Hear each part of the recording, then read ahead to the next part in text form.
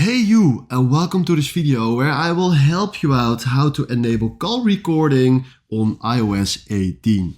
And the first thing that we want to do or need to do is go to settings, go to general, go to software update and make sure that you have the beta update iOS 18.1.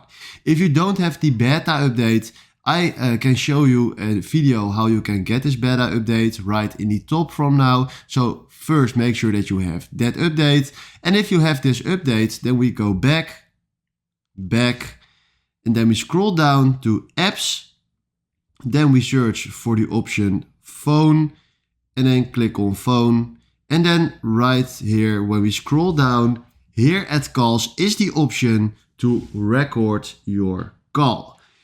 This option is only available for an iPhone 15 or higher. So when you have an iPhone from the past or lower edition, then this option is not for you. So keep in mind, only with the iPhone 15 or higher, you have this option with the beta update. Otherwise, you won't get this option.